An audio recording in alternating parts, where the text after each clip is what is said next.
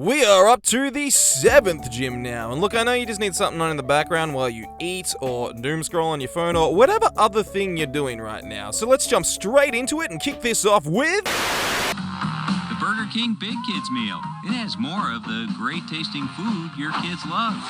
Not to mention a little something else your kids may enjoy. Pokemon. Now inside every Burger King Big Kids meal you buy, your kids not only get more of the great tasting food they love, they get Pokemon toys and limited edition trading cards from Pokemon the first movie. Pokemon in the Burger King Big Kids meal. Come and catch them all. We make our way into the Saffron City gym where the old teleporty tile things are back, just like we saw in the Silphco that one time. And it's really easy to get lost and just go around in circles in here, but the puzzle is actually super easy. It's just left and left and left again, and then you can't go left anymore, so you go down. And that's it. That's the whole puzzle. But we take on the psychic type gym leader Sabrina with her level 38 Kadabra, level 37 Mr. Mime, level 38 Venomoth, and level 43 Alakazam to earn our Marsh badge and the TM for Psywave, which is, it's just a terrible, terrible attack. Possibly the worst attack in the entire game. If you don't know what it does a random amount of damage between 1 HP and 1.5 times the user's levels, which is a very convoluted method for calculating damage, but also, it means that most of the time you'll be doing not a whole lot of damage.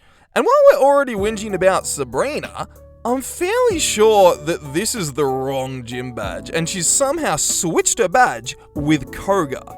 Like, it just makes a whole lot of sense to me that Koga, who specializes in poison types and hangs out next to the Safari Zone, would give us the Marsh badge, and Sabrina, who specializes in the whole psychic mind-body connection thing that she's got going on over here, she would give us the Soul badge. And also, I'm not judging here, but Koga doesn't really seem like the kind of guy who would be super into a pink love heart for a badge.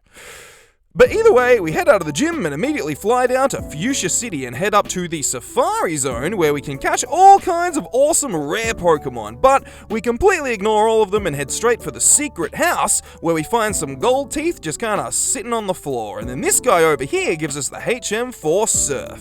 We escape rope out of there and back to Saffron.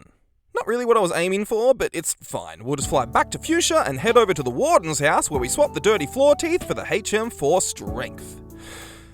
Now, we could surf down south from Fuchsia and through to the Seafoam Islands next, but instead, we're just going to fly back to Pallet Town and head straight down south to Cinnabar Island, where we find a mysterious abandoned mansion with a whole bunch of exposition if you feel like doing some reading, but I'm illiterate. So instead, we make our way down to the basement where we grab the secret key to unlock the door to the gym before we escape rope out of there back to Saffron again. Why is it always Saffron? We fly back to Cinnabar where we go straight to the gym and through the doors with a time of 7 minutes and 35 seconds. Next up... These days, everyone's trying to catch Nintendo's Pokemon. So catch a Pokemon beanbag for only $4.99 with any KFC meal. Catch all 4. Better hurry up.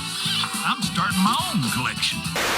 We take on Sabrina, who's ditched her Mr. Mime and Venomoth, and also done some serious grinding with her Kadabra going from level 38 to level 50, and her Alakazam going from level 43 to level 50. And also a level 50 Abra just to flex. But we head out of the gym and do all the exact same stuff as last time.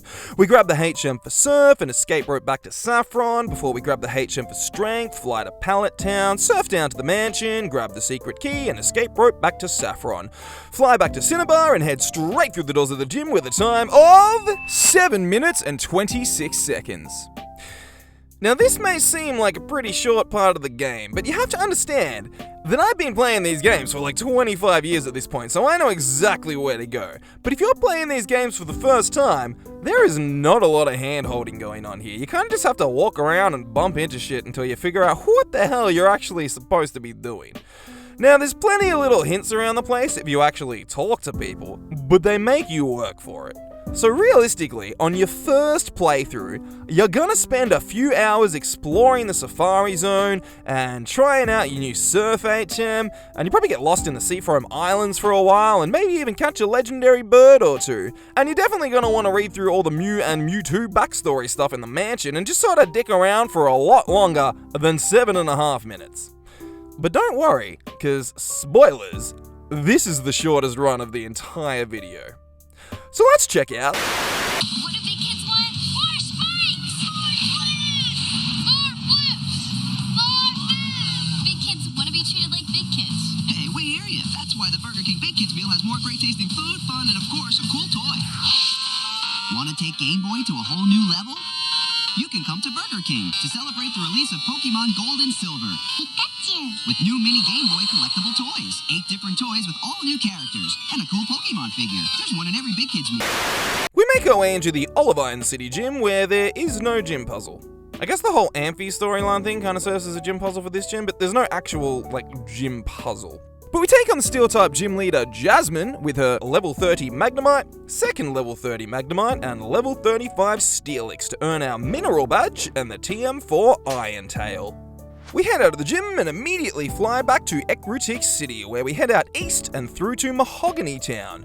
We keep moving on up north until we hit the Lake of Rage, where we find our very first ever guaranteed shiny Pokemon. And probably a lot of people's first shiny Pokemon, the Red Gyarados. So we catch ourselves a shiny red Gyarados and name it Kraken. Once we're back on shore, some dude in a cape named Lance asks us to help investigate a mysterious radio signal coming from Mahogany Town that is forcing the Magikarp to evolve.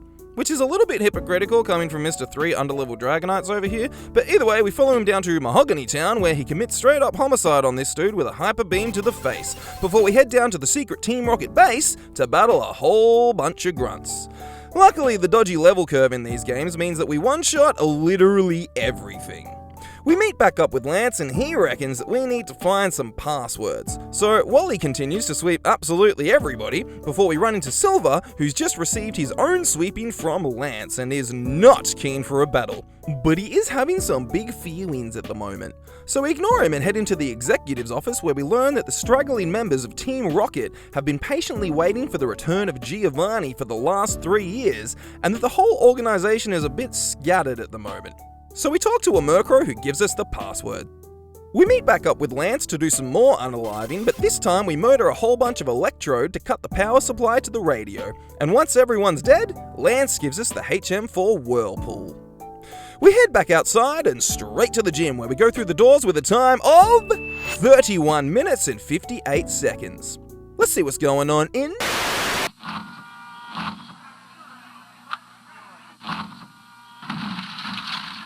Maybe we should have used the door. Cool toy. Now you can activate your own 3D Pokemon Power Card from Pokemon the Movie 2000. One in every Burger King Big Kids meal you buy. We take on Jasmine with the exact same team as last time and do all of the exact same stuff that we just did. I'm noticing a bit of a trend here where Crystal doesn't really change all that much from Gold and Silver. Although Feraligator's sprite is noticeably more blue in these games, so that's pretty cool. Although I do think that the swampy poo green look from Gold and Silver actually looks a little bit better on Mr. Gator over here. But anyways, we catch ourselves a shiny red Gyarados and name it Majestic before we head into the Rocket HQ where Crystal sweeps everybody. So we take out the radio signal and save the day. And this is very unimportant, but the sprite for the stairs kinda looks like it says ESF. Or maybe even ESP. I can't really tell, and I'm fairly sure it's nothing, but I'm also pretty sure it stands for Everyone Subscribe Please, which is weird. But we walk through the doors of the gym with a time of 31 minutes and 10 seconds. Now to me, this is where Gold, Silver, and Crystal fall apart a little bit, because everything that's actually happening in these games is great. I love the introduction of the shiny red Gyarados, that shit is iconic, and the whole rocket mission with the Lance is a great little side quest that gives some more depth to the world, and is the first time that anyone from the Elite Four makes an appearance outside of just a generic final boss battle, so all of that is fantastic. The problem is the level curve. The split path at Ekruteak is a cool idea, but the execution isn't great. There are a lot of grunts to battle in this part of the game, and they're all underleveled by like 20 levels, which means that there is a very little EXP to gain from these fights, and it ends up making the 500,000 mandatory battles in this whole section a bit of a slog. And it's the same story if you swap the order around and do the Lighthouse run after the Lake of Rage, so there's not really any good way around it. Now that is a lot of whinging without offering any solutions, so here's my pitch to fix the level curve problem. Keep everything the same, but add in more of a stealth element to this section. Instead of just a bunch of mandatory battles, give me a bunch of spinners and runners and different obstacles to navigate around and make it possible to get through the entire section without battling a single grunt, as long as you have the skill and patience to sneak past all of them. I don't know, I just feel like that would be way more interesting and not need a whole lot to change to make it happen. But I am about 25 years too late with my fantastic ideas. So let's check out... Mission is not for adults. Wendy's Kids Meals are just for kids. Down! Nugget shower! The big frosty dipper! Tater alert! Fire! Aliens! No! Adults! Warp speed! Quick! Refuel! Back to Wendy's Kids Meal and see what's inside. Now, the adventures of Pokemon are in Wendy's Kids Meals. We've trained this Pikachu to tell time. Ash and his friends help your quest with this cool Compass collector card. And you can store your favorites in this treasure box. There's one Pokemon toy with collectible card in every Wendy's Kids Meal. You can catch all 5. We make our way into the 4-Tree City Gym, where we get a little door puzzle thing that's honestly a little bit too easy for this late in the game. But anyways, we take on the flying type gym leader Winona with her level 31 Swellow, level 30 Pelipper, level 32 Skarmory, and level 33 Altaria to earn our Feather Badge and the TM4 Aerial Ace. We head out of the gym and start making our way down south, where we find another beautiful Hoenn route, where the little puddles reflect the clouds as they move through the sky, and goddamn, these games used to have such a cool vibe about them. But we run into a bunch of magma grunts who announce that they're heading down to Mount Pyre, so we ignore them and pop into Lilycove City for a quick heal at the Pokemon Center before heading back down to Mount Pyre, where we make our way to the top of the mountain to battle a whole bunch of magma grunts and eventually find Maxie, who has stolen the blue orb, before announcing that he's off to Slateport. Apparently the blue orb and the red orb must never be separated for some reason, so this old lady gives us the red orb and asks us to go take back the blue orb. So we fly back to Slateport, where Team Magma has stolen a submarine from Captain Stern's shipyard. You guys remember Captain Stern from that one time with the Devon goods and that whole thing? Well, anyways, they announced that they're headed to Lilycove City, and they really need to stop announcing where they're going if they want to not be caught. But remember how we went to Lilycove City for a quick heal that one time? Well, now, instead of walking all the way to the other side of Hoenn, we can just fly straight to Lilycove and then head over to the Magma Hideout, where we battle a bunch of grunts, find a freaking Master Ball just sitting on the floor, and then arrive too late to stop the submarine leaving for a secret cave under the sea. So we accept defeat and give up on trying to stop Team Magma, and instead, we head out east towards Moss Deep City, where we go straight through the doors of the gym with a time of 15 minutes and 58 seconds. Let's see if anything's changed in... Introducing Kraft Pokemon Macaroni and Cheese! T-Rex is searching high and lowly for its cheesy Pokemoni! On a non-stop journey, It's a wacky macaroni! Kraft Macaroni and Cheese! 6 new boxes, each with 6 of your favorite Pokemon shapes! Bumpy and cheesy macaroni! With new Kraft Pokemon! We take on Winona, who's swapped out her level 31 Swellow for a level 29 Swablu and a level 29 Tropius. She still has her level 30 Pelipper, but her Skarmory has gone down from level 32 to level 31. But her ace is still her level 33 Altaria. We head out of the gym and everything goes pretty much the same as in Ruby and Sapphire, except this time it's Team Aqua at Mount Pyre instead of Team Magma. But when we get to the top of the mountain, it turns out that Maxie has already stolen the blue orb, and now Archie is gonna take the red orb, and the old lady is freaking out, man, so we gotta get those orbs back. But this time, instead of going to Slateport, we fly to Lava Ridge, where we find the secret magma hideout inside of Mount Chimney. We battle a bunch of magma grunts before we find Maxie with the blue orb and a very pissed off Groudon, who immediately bails. We have a quick battle with Maxie before he also pieces out, and then we finally make our way down to Slateport, where we pick back up with the story as it was in Ruby and Sapphire, but with Team Aqua instead of Team Magma. We head over to the Aqua hideout, battle a bunch of Aqua grunts, and grab a freaking Master Ball off the floor before we miss the submarine again. So we head out east towards Moss Deep City, where we go straight through the doors of the gym with a time of 40 minutes and 7 seconds. That took a lot longer than I thought it did. Now there is a lot going on here, and we kind of skimmed over everything a little bit, but it definitely feels like we're heading towards the climax here, the big crescendo of these games. The bad guys just got away and they've got the thing to do the thing, so shit is about to go down. And I know in previous videos I always talk about what an improvement Platinum is over Diamond and Pearl, but I never give enough props to how much of an improvement Emerald is over Ruby and Sapphire. Probably because those are actually good games in the first place, but my point stands. The choice to include both Team Magma and Team Aqua in the game adds a whole new dynamic to the entire story from start to finish, and this little run is a great example of that. How this really is the story of the land and the sea, and we're just caught in the middle of it all. Alright, that's enough of that, let's check you out!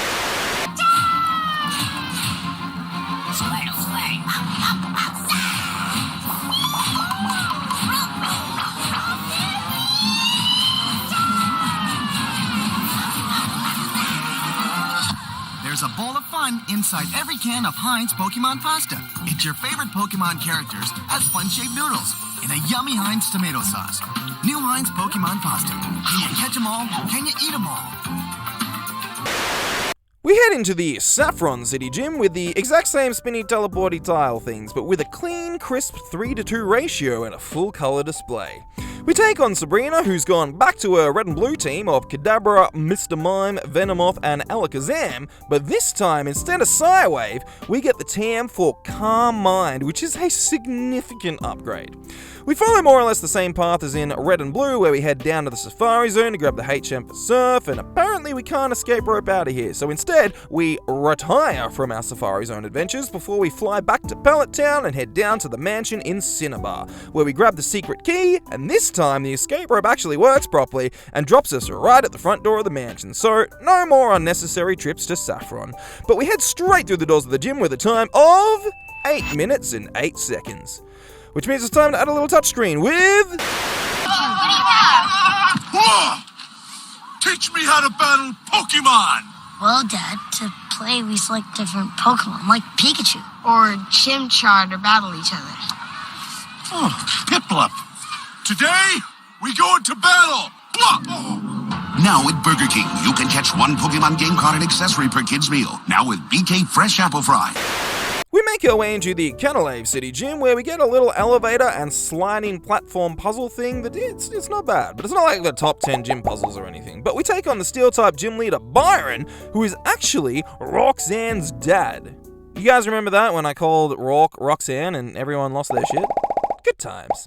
But we take on Rock Daddy's team of a level 36 Bronzor, a level 36 Steelix, and a level 39 Bastiodon to earn our Mind Badge and the TM4 Flash Cannon. We head out of the gym and immediately run into Barry, who invites us to the library to meet up with Dawn and Professor Rowan, who tells us all about the 3 lakes and the 3 Mirage Pokemon. And then we make a plan to split up and take 1 lake each to find some legendary Pokemon. But before we get too excited, there's a big old explosion and everyone runs outside, where it turns out that the explosion came from Lake Valor. And then Mr. ADHD Barry the Coke Fiend does a big fat line and runs off to the wrong lake because he has the IQ of a doorknob. So we ignore him and go to the right lake, where we find a whole bunch of galactic grunts and some very unhappy Magikarp. These evil teams are always messing with the Magikarp, which is very not cool. But eventually we find Sailor Saturn, who is keen for a battle. So we take down his team of scrubs before he pieces out, and we make our way back down to Lake Verity, where we meet up with Dawn and Professor Rowan to take on Sailor Mars and her team of scrubs before she reveals that Team Galactic has successfully captured the 3 Lake Spirit Pokemon, and they're planning to use them for some evil shit. And then Rowan reminds us that your mate Barry is still up at the Lake Acuity and is probably dead by now. And as much as I'd love to go watch Barry freeze to death, we gotta do a little something real quick, because we never actually got the HM for strength, which means we gotta make a quick stop at Salation Town. So we head down south to the Lost Tower, battle a few trainers, and have a quick chat with this lovely old lady who gives us the HM. Now we can fly up to Celestic Town, where we make our way out west to our old friend Mount Coronet, where we push a few boulders around and run around in the fog for a bit, and then get lost in a blizzard, where we find the HM for rock climb just kinda sitting on the floor for some reason. But eventually we make it all the way up to Snow Point City, where instead of saving Barry, we just go straight through the doors of the gym with a time of 30 minutes and 39 seconds. So let's see what's going on in... Giratina, use Shadow Force. Pikachu, use Quick Attack. Hey, those are mine. Oh yeah? I'll use my Apple Fry Retrieve Attack! Only Pokemon can use attacks, Dad. Oh. Now with these BK Kids meal featuring a BK Burger Shots 2-pack, you can get 2 holographic Pokemon cards and an accessory. How are we gonna get home? We head into the gym where, unlike every other gym in Platinum that has had a pretty dramatic upgrade, this one is exactly the same. But we take on Byron, who has swapped out his level 36 Bronzor for a level 37 Magneton. His Steelix has gone from level 36 to level 38, and his Bastiodon has gone from level 39 to level 41. We head out of the gym, and now that we're all caught up, everything is exactly the same as Diamond and Pearl. Nah, it's totally different. This time, as soon as we get out of the gym, we head to the docks and jump on a boat to the Iron Islands, which was an optional area in Diamond and Pearl, but in these games, this is where you get the HM for strength. And we could probably spend a bunch of time here exploring the caves and catching rare Pokemon and all that good stuff, but instead, we're just going to jump straight back on the boat, sail back to Canalave, and then head up to the library. And now it's pretty much the same as Diamond and Pearl. We talk to Lucas and Rowan, then some shit explodes, we go to the lakes, we take on the Sailor Soldiers, and then head up north to Snow Point City, where we go straight through the doors of the gym with a time of 24 minutes and 51 seconds. Now, just like in Ruby and Sapphire, we're getting close to the end game here. Not just like the literal end of the game, but like the climax of the story. The bad guys just got away, and they've got the thing to do the thing, which means shit is about to go down. Now, this is another one of those runs where we skipped over a lot of cool shit, because if you were actually playing the games for the first time, you'd probably want to check out the rest of Mount Coronet and the Iron Islands and have a play in the snow and not just bail straight to the gym. Or not, I don't know how you want to play your games, you do you, but either way, let's head back to Johto with...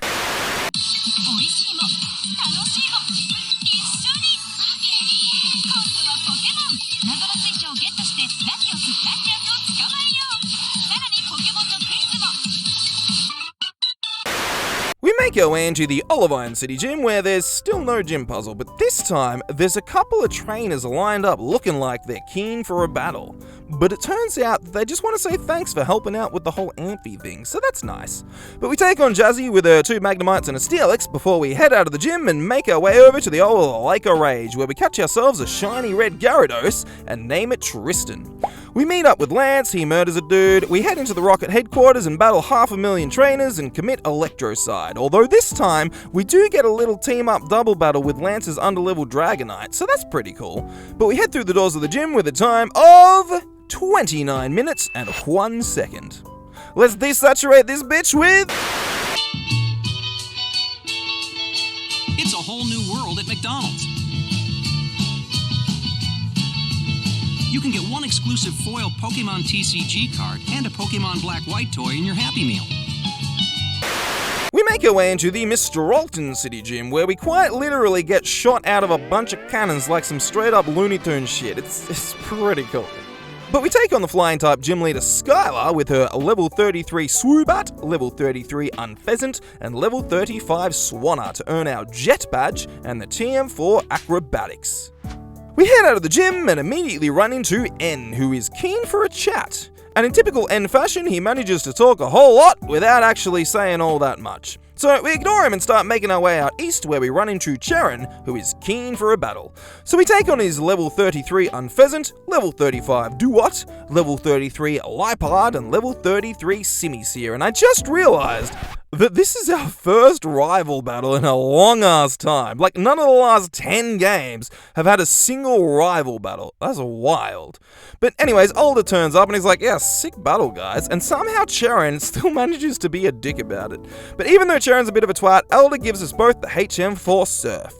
We keep moving on and through the Twist Mountain, which changes quite dramatically with the seasons, which is pretty cool, but also, we don't really care about that right now. So we keep moving on until we find Sharon, who's just finished taking down a couple of plasma grunts, which means we don't need to worry about that either. So we ignore them and head straight through Icarus City and into the jaws of the gym with a time of 13 minutes and 55 seconds.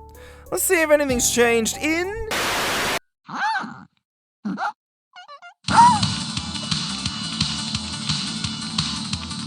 You can train with the Pokemon Black White toy and exclusive trading card in your McDonald's Happy Meal.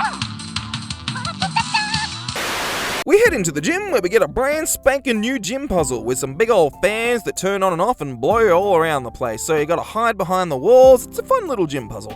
But we take on Skylar, whose Swoobat has gone from level 33 to level 37. She swapped out her level 33 Unpheasant for a level 37 Skarmory, and her Swanna has gone from level 35 to level 39. We head out of the gym, and just like last time, we make our way out east, but this time we run into Professor Juniper at the old Celestic Tower, and she gives us a lucky egg, so that's pretty cool. Now, I hope you weren't too emotionally attached to the old Twist Mountain, because we ain't going anywhere near it this time. Instead, we're going to head back down to Mistrolton, where we meet up with Skylar, Professor Juniper, and Bianca to jump on a plane headed for Lentimus Town.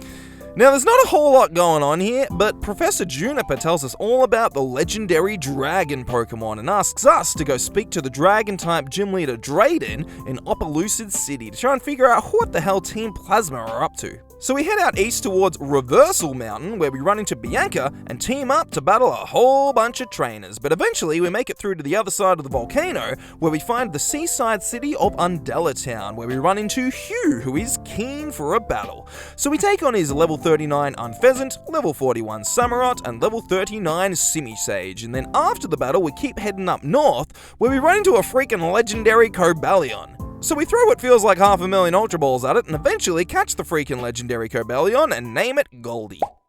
We keep moving on and make it all the way to Lucanosa Town, where we run into Bianca and Professor Juniper, who take us to see some old lady who tells us all about the giant chasm and the mysterious frozen Pokemon who came from the meteorite that fell all those years ago.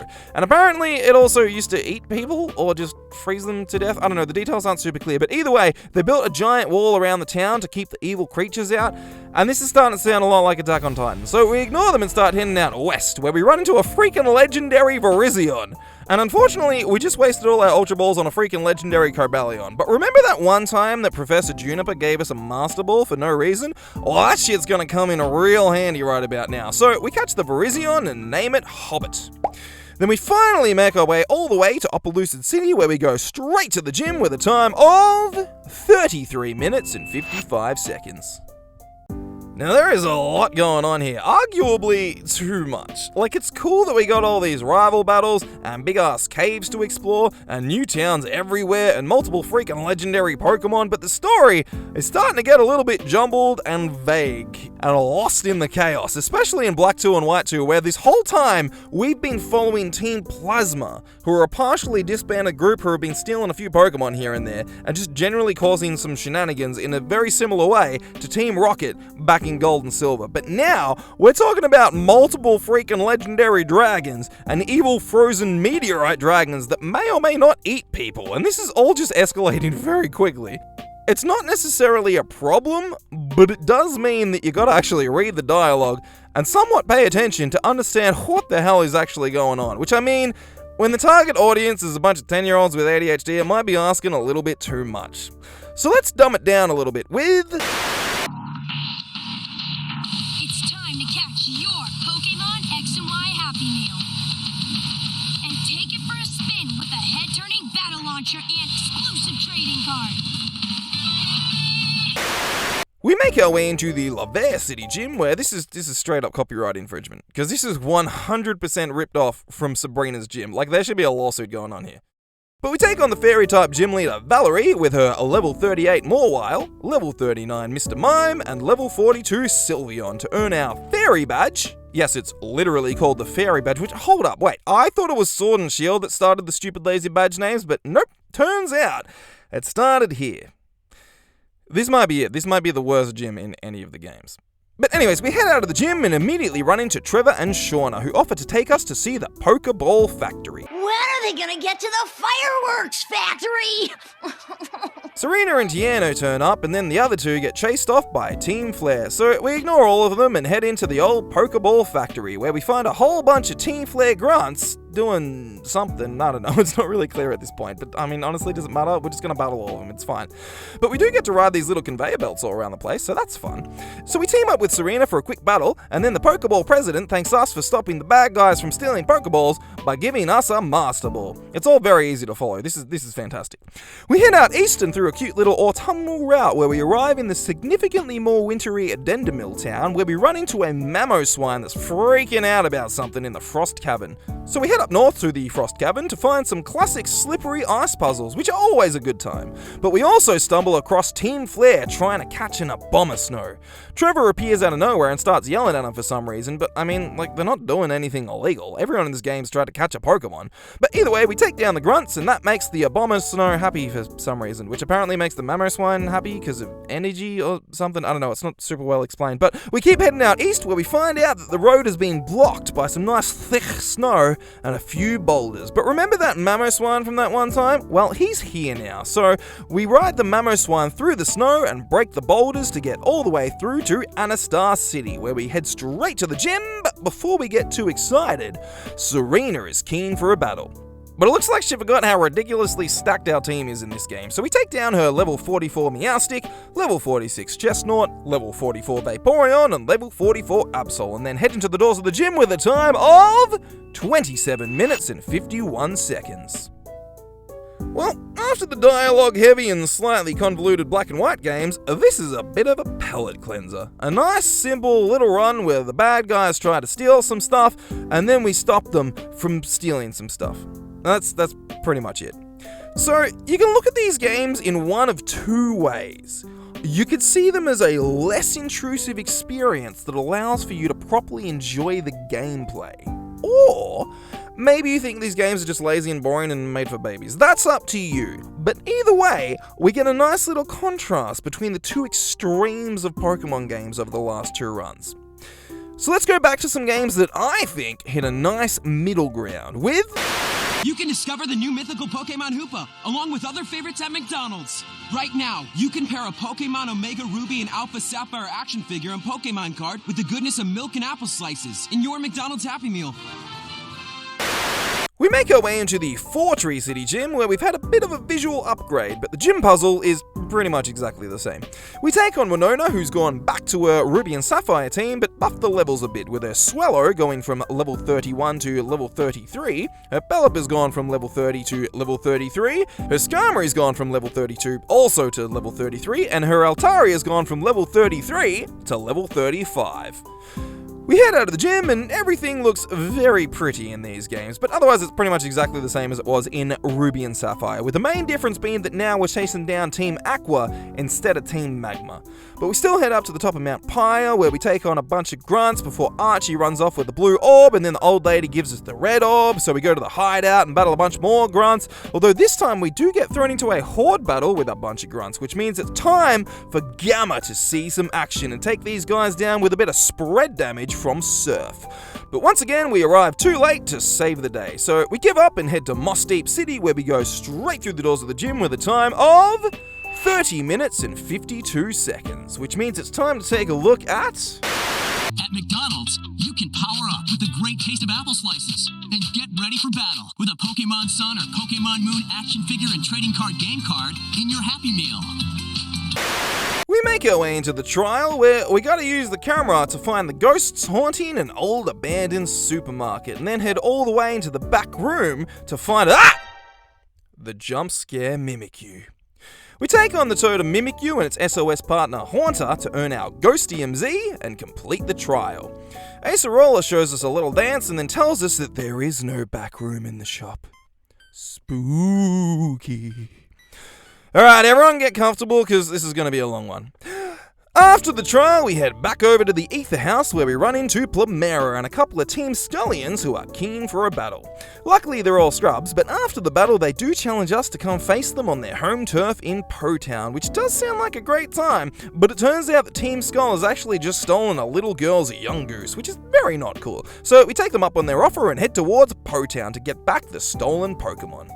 Now, to actually get to Po Town, we need to have a quick chat with this creepy-ass Father Mucker who clearly does not understand how a coin flip works, but he does give us the right pager for Sharpedo, which means now we can smash the assorted boulders blocking the way in the water. It's like a combination of the old HMs for Surf and Rock Smash, so that's pretty cool. We keep heading up north through the Ula Ula Meadow and eventually make our way through to these two grunts blocking the gate. And it turns out that you can't actually get through here without at least 2 Pokemon, which means we're going to have to add a new member to the team.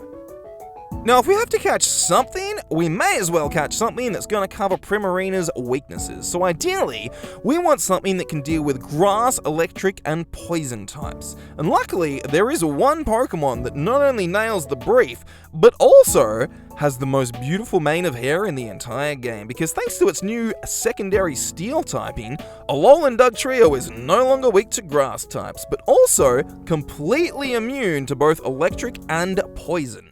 So we Charizard glide our way back to Akala Island and head down to the Diglett's Tunnel real quick to catch ourselves a Diglett, which we're gonna name Kelsey. We head back to take on the grunts and Kelsey goes down immediately. Anyways, we make our way into Po Town, where we sneak our way through to the Team Skull headquarters, where we gotta find some clues to figure out the passwords to get past the guards and through to find Guzma, who does indeed have the stolen Yungoos.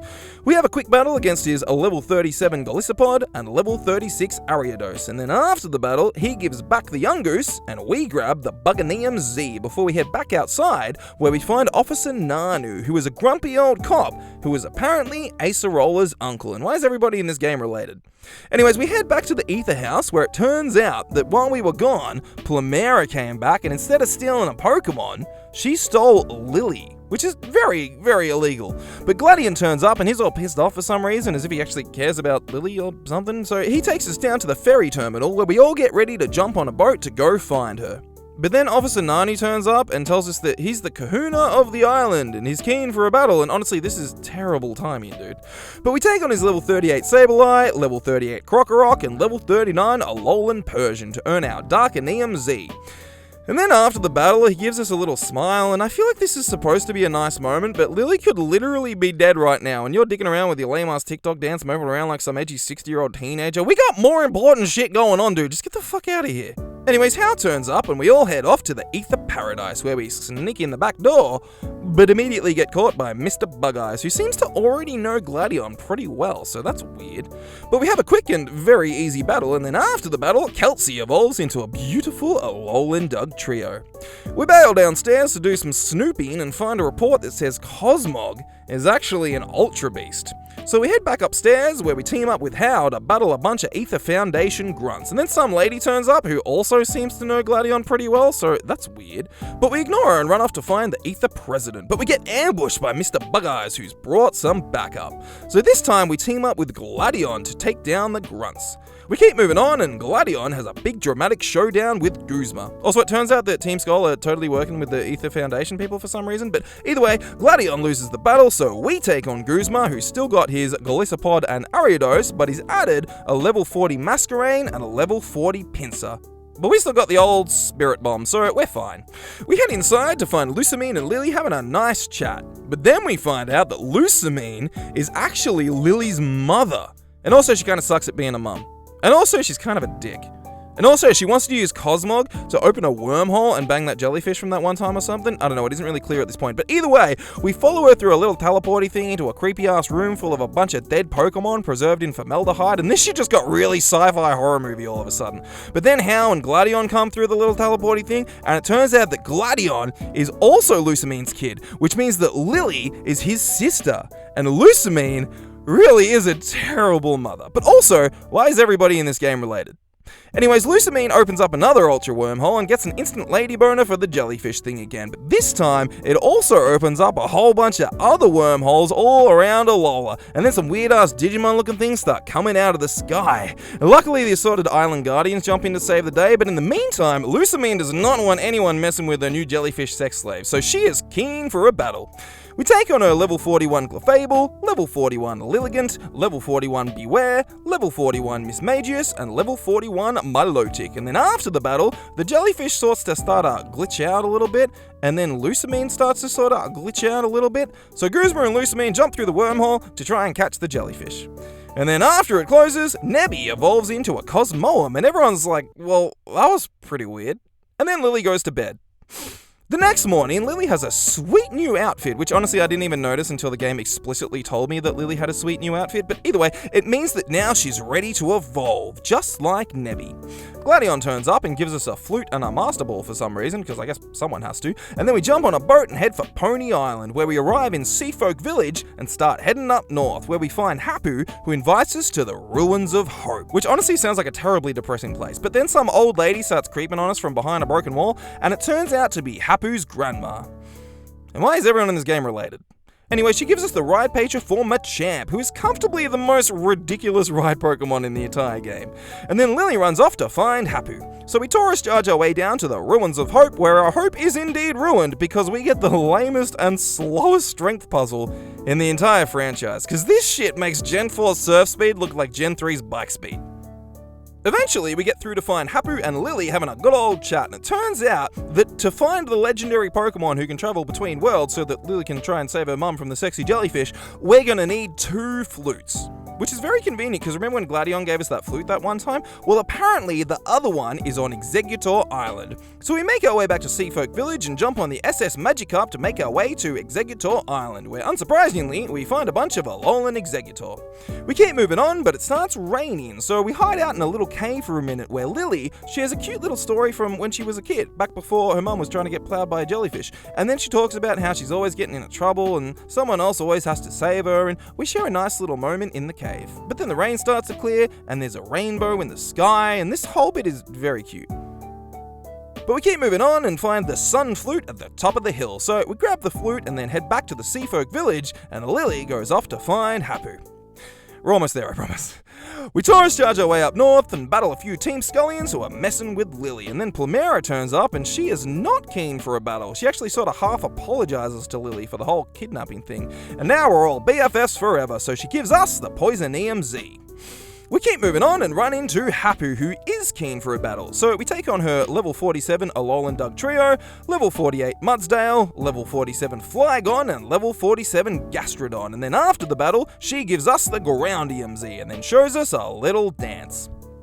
We start making our way through the vast Pony Canyon, and then the first trainer we run into is this dude. And this actually tripped me out for a second, because I was like, hey, isn't that not the dude from the boat? Like, we just met 20 minutes ago. What is going on here? Why are you acting like you don't know me? And it turns out that this is just a generic character model, and they didn't bother making a unique model for the boat guy. They just reused this model, so that's a bit shit.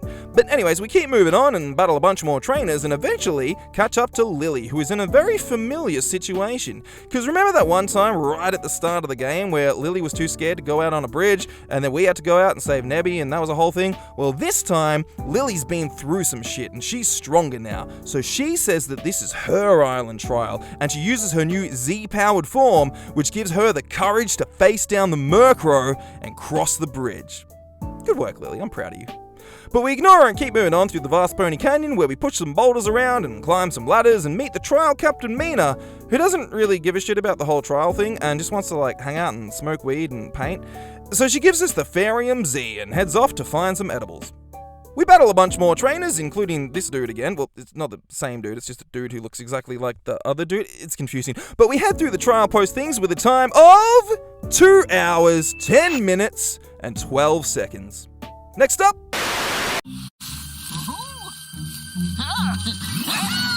Pokemon is now at McDonald's. Who was that, Happy? Oh, no one can resist juicy pineapple. After him!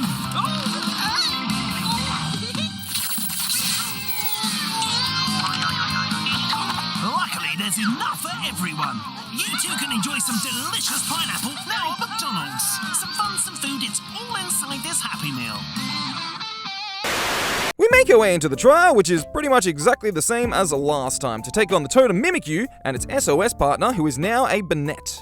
And also its second SOS partner, Jellicent, which is the first time we've had 2 SOS partners on one Totem Pokemon, so that's pretty cool.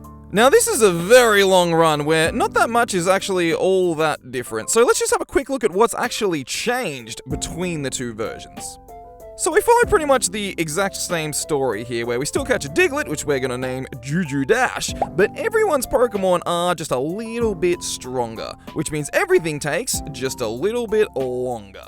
And we also have the Ultra Recon squad doing their whole shtick, looking for the blinding one and just generally being weird. Lusamine still wants to bang the jellyfish, but this time it's playing hard to get and won't come out of the big purple vagina. She still goes through the wormhole with Guzma, but the whole Digimon wormhole thing, it doesn't happen in these games. Another small difference is with this dude, not that one, that's it, that's the one. He's gone, and instead we get the trial captain Mina. Oh, no, hold up, he's still here. This dude is a weirdly major character to have no name and a generic character model. They even give him a little sidekick Pelipper and this big dramatic entrance, despite the fact he is, like, literally a nobody.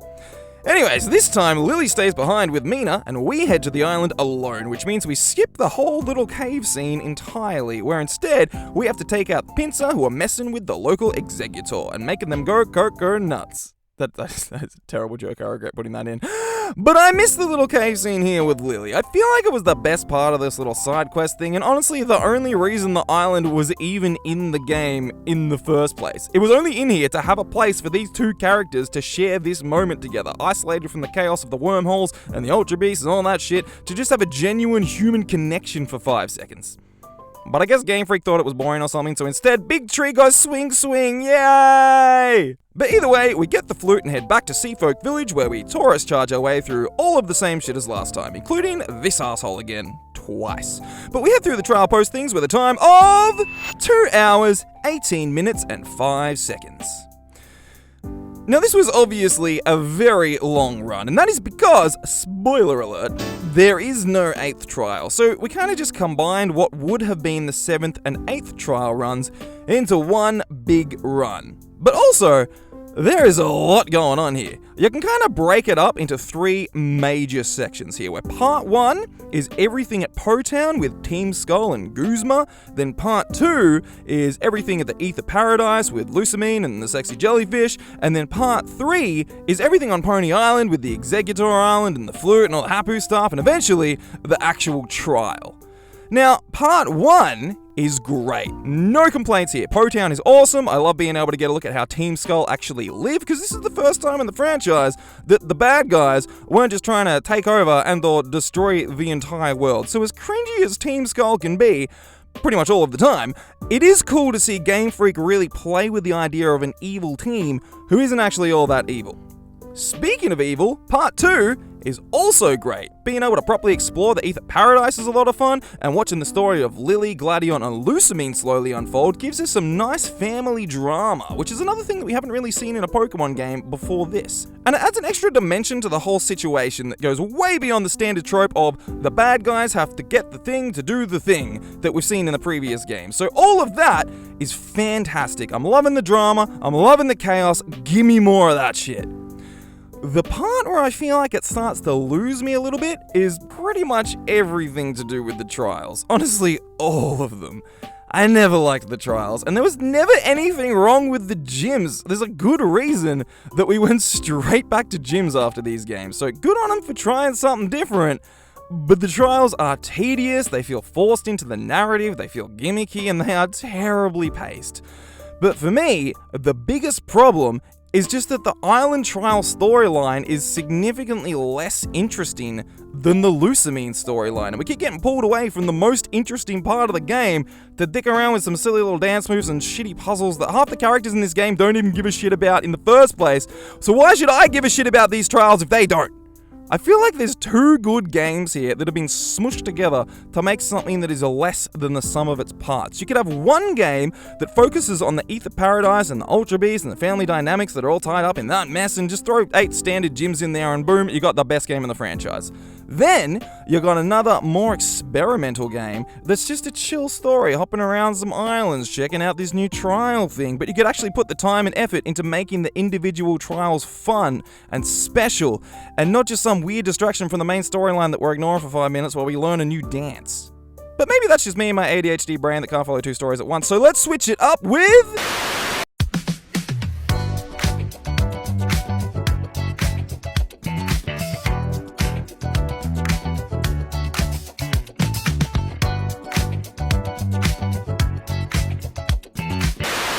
Make our way into the Saffron City Gym, where we have a significant visual upgrade here, but also the old left trick doesn't work anymore. But eventually we find Sabrina, who has a fairly unique team here. No more Abra, no more Kadabra, no more Venomoth, but we do get a level 43 Mr. Mime, level 43 Slowbro, and a level 43 Jinx. But our ace is still the same with a level 44 Alakazam. We head out of the gym, and just like in Red and Blue, we make our way down to Fuchsia City, but this time there is no Safari Zone, as it has been replaced by the Go Park, which connects to Pokemon Go on your phone, which is a whole thing that we don't need to worry about. Instead, we just have a quick chat with this guy over here who teaches Brony the secret technique Sea Swim, which is, it's just surf. We head down to the south of Fuchsia, where we find Team Rocket, who have just found some gold teeth just kinda sitting on the floor. So they palm off the dirty floor teeth to us, and we pass them on to the Warden, who shows Brony the secret technique Strong Push, which, this one's just strength. We skydash our way back to Pallet Town and sea skim down to Cinnabar Island, where the mansion has also had a pretty significant visual upgrade, but is otherwise exactly the same. So we grab the secret key and head straight through the doors of the gym with a time of 9 minutes and 39 seconds. Next games! My fellow Pokemon lovers, you need to run, not walk, over to McDonald's and pick up a Happy Meal right now. There are 25 different cards to collect. Each Happy Meal comes with 4 different ones. It's so fun to open the package and see which one you got. There's also this fun card holder box, and every single card has the 25th anniversary logo on it. Hope you enjoy and follow for more. We make our way into the Sirchester Gym, where we get a little device thing that vibrates when you're getting close to a hole, and if you fall through the hole, you gotta go back to the start. It's basically the old Ecruteak City Gym with a vibrator. But this is another one of those gyms where the 2 different versions have 2 different gym leaders. In Shield, you get Melanie, the Ice-type gym leader, but in Sword, which is what we're playing on, you get Gordy, the Rock-type gym leader. So we take on Gordy with his level 40 Barbaracle, level 40 Shuckle, level 41 Stonjourner, and level 42 Gigantamax Colossal to earn our Rock Badge. Yes, it's literally called the Rock Badge, and the TM for Rock Tomb, which is a pretty crappy TM this late in the game, to be honest. In Gen 3, it was the first gym's TM. But anyways, we head out of the gym and immediately run into Sonia, who invites us to lunch, so we head down to Bob's Your Uncle's Bar and Grill, and it turns out that the owners are big fans of historical tapestries. So Sonia starts crapping on about the whole Darkest Day and the heroes of Galar and all that shit again, and then we head over to this historical bath thing, where it's said that the heroes of Galar rested to heal their wounds after the Darkest Day. And now Hop's all excited and keen for a battle. So we take on his level 40 Dubwool, level 39 Snorlax, level 40 Corviknight, and level 41 Rillaboom. And then after the battle, he runs off to Spikemouth to take on the gym. So we follow him down south and through some very icy terrain, where we run into some Team Yellians, who are too busy cheering on a Dreadnought to listen to Mr. COVID Mask over here. So we have a quick battle with the Team Yell Grunts before they peace out with Dreadnought, and Mr. COVID Mask over here upgrades our bike, so now we can ride on water. So that's pretty cool. We keep heading down south towards Spikemouth, but it turns out that the place is all closed up with a very secure, cheap roller door. But luckily Marnie's here to help us sneak in a cheeky side door, but not before a quick battle. So we take on a level 42 Lipard, level 43 Toxicroak, level 43 Scrafty, and level 44 more Pico. Now, it's a little bit vague as to where exactly this gym starts and ends, but we gotta stop the timer somewhere. And this guy over here won't let us through until we have a second Pokemon, so let's make this dude our door for this gym.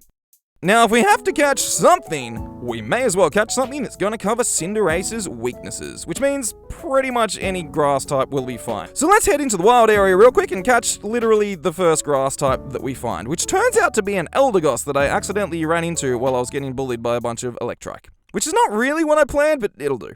So we catch the Eldegoss and name it Arsa.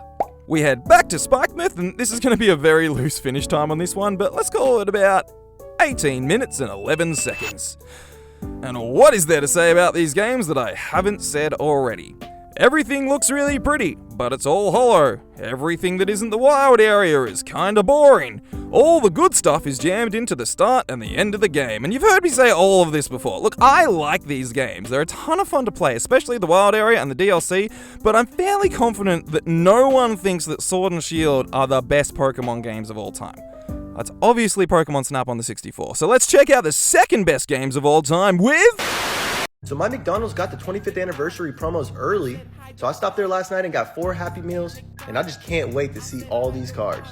So let's get cracking in the first pack, and it's always one from the front. I got a Pillup, Chitterita, Totile, and a Mudkip Hollow. We make our way into the Canalave City Gym, where we get a bit of a visual upgrade, and not much else.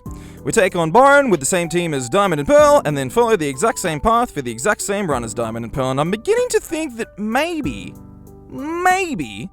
this isn't the best remake that Game Freak's ever made. Well, actually, if we're rating on how close it sticks to the original, it's probably the best remake that Game Freak's ever done. It's very faithful to the source material, and when you say it like that, it almost sounds good. It's not. It's not good. It's super lazy and just so disappointing. But faithful. But we walk through the doors of the Snowpoint City Gym with a time of 25 minutes and 31 seconds. Which means it's now finally time for...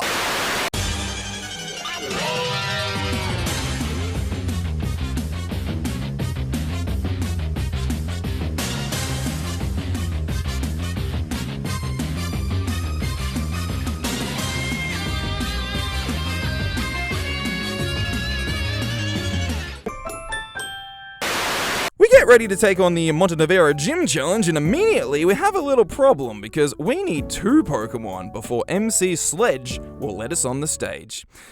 Now, if we have to catch something, we may as well catch something that's gonna cover Skeledirge's weaknesses. So we want to find something that can deal with rock, ground, water, ghost, and dark types.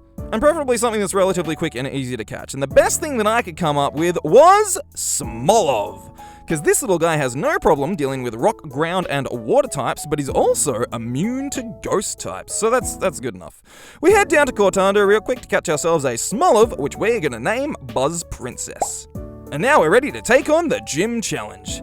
Now this is a bit of a weird one, but basically, we gotta have a bunch of double battles to get the crowd going, because we're the warm-up act for the ghost-type gym leader, Rhyme, who is a geriatric battle rapper. And I feel like maybe I'm the wrong demographic for this, or maybe I'm just missing the joke, but there are some very high levels of cringe going on here.